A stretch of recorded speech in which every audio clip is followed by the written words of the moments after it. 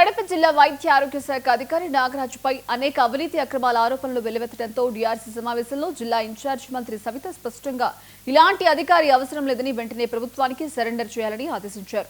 అయితే నెలలు గడిచినా నాగరాజు పదవి నుంచి తప్పుకోకపోవడం జిల్లాలో చర్చనీయాంశంగా మారింది. ఇక ఇదే అంశానికి సంబంధించి మరింత సమాచారం కడప నుంచి మా ప్రతినిధి రాజు అందిస్తారు. ఆరోగ్య శాఖ అధికారి డాక్టర్ నాగరాజు 2 నెలల కింద కడప జిల్లా ఇన్ఛార్జ్ మినిస్టర్ సవిత సరెండర్ చేయమని చెప్పినప్పటికీ కూడా ఇంతవరకు కూడా ఆ సరెండర్ కాకపోవడం జిల్లాలో ఒక చర్చనీయాంశంగా మారింది.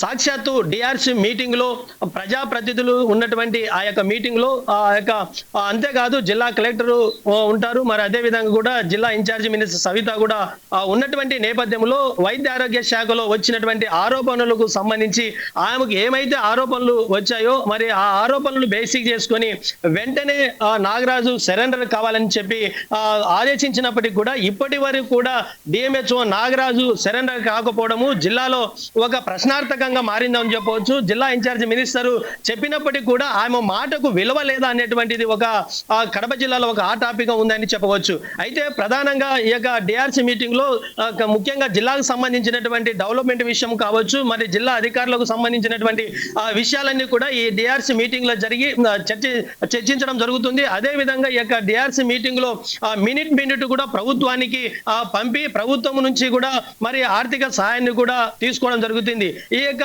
డిఆర్సీ మీటింగ్ లో కూడా జిల్లా ఇన్ఛార్జ్ మినిస్టర్ డిఎంహెచ్ఓ నాగరాజుపై మరి సరెండర్ చేయమన్నప్పటికీ కూడా జిల్లా కలెక్టర్ చెరుకూరి శ్రీధర్ కూడా ఇంతవరకు స్పందించకపోవడం, ఇంతవరకు చర్యలు తీసుకోకపోవడం కూడా జిల్లా యంత్రాంగ అధికారులలో కూడా ఒక చర్చ అయితే జరుగుతుందని చెప్పవచ్చు. అయితే ప్రధానంగా చూస్తే డిఎంహెచ్ఓ నాగరాజు గతంలో కూడా రాజంపేట డిప్యూటీ డిఎంహెచ్ఓగా విధులు నిర్వహించినటువంటి పరిస్థితి అయితే కనపడుతుంది. అదే విధంగా ప్రస్తుతం కడప జిల్లాలో కూడా డిఎంహెచ్ఓగా ఆయన కొనసాగుతూ ఉన్నాడు. దాదాపు కడప జిల్లాలో 8-9 సంవత్సరాలు ఒకే వ్యక్తి ఇన్ని సంవత్సరాలు కూడా కొనసాగించడం మొట్టమొదటిగా డిఎంహెచ్ఓ నాగరాజుకి అది దక్కుతుందని కూడా చెప్పవచ్చు. నియంత్రణ విభాగంలో కూడా దాదాపు కొన్ని పోస్టులు అవకతవకలు జరిగాయని చెప్పి కూడా గతంలో దాదాపు 20 నుంచి 25 మంది కూడా బోగస్ సర్టిఫికేట్లు పెట్టి ఉద్యోగాలు పొందారని చెప్పిన కూడా ఆరోపణలు ఉన్నాయి. ఆ ఆరోపణలు అక్కడ ఎవరైతే ఉద్యోగం పొందుకున్నాడో ఆ వ్యక్తే వారి మధ్యలో సరిపోకపోవడంతో వారిలో ఉన్నటువంటి విభేదాల వల్ల కూడా ఒకరికొకరు కంప్లైంట్ చేసుకోవడం కూడా జరిగింది.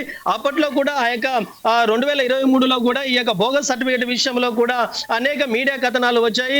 మీడియాలో వచ్చినప్పటికీ కూడా ఇంతవరకు మరి డిఎంహెచ్ఓ నాగరాజు వాటిపైన ఎందుకు చర్యలు తీసుకోలేదు అనేది కూడా ఒక చర్చ అయితే జరుగుతుంది. అయితే 2023లో ఏదైతే క్షయ నియంత్రణ విభాగంలో పోస్టల్లో గోల్మాల జరిగిందని చెప్పి కూడా విజయవాడ నుంచి కూడా మరి విజిలెన్స్ అధికారి వచ్చినప్పుడు తనిఖీ చేసినప్పుడు కూడా మరి ఇంతవరకు ఎందుకు చర్యలు తీసుకోవాలనేది కూడా ప్రశ్నార్థకంగా మారిందని చెప్పవచ్చు. అదే విధంగా కడప జిల్లాకు సంబంధించినటువంటి విజిలెన్స్ ఎన్ఫోర్స్మెంట్ డిపార్ట్మెంట్ కూడా వారికి కూడా మరి ఏదైతే బోగస్ సర్టిఫికేట్లు ఉన్నాయో వాటి అన్నిటిని కూడా ఎవరైతే బోగస్ సర్టిఫికేట్లు పెట్టి ఉద్యోగాలు పొందారో ఆ నిజమైనటువంటి అర్హులుగా ఉన్నటువంటి వారికి న్యాయం జరగకుండా అనర్హులకు ఎవరైతే ఉన్నారో వారికి ఉద్యోగాలు లభించడంలో అక్కడ కీలకంగా 3 వ్యక్తులు కూడా ప్రమేయం ఉన్నట్లు కూడా తెలుస్తుంది. ఆ 3 వ్యక్తులు ఎవరు అనేది కూడా జిల్లాలో ఒక చర్చనీయాంశంగా గతంలో జరిగింది. ఇప్పుడు కూడా అదే జరుగుతూ ఉంది. మరి డిఎంహెచ్ఓ నాగరాజుకు తెలియకుండా అది చేశారా అనేది కూడా ఒక ప్రశ్నార్థకంగా అయితే మారిందని చెప్పవచ్చు.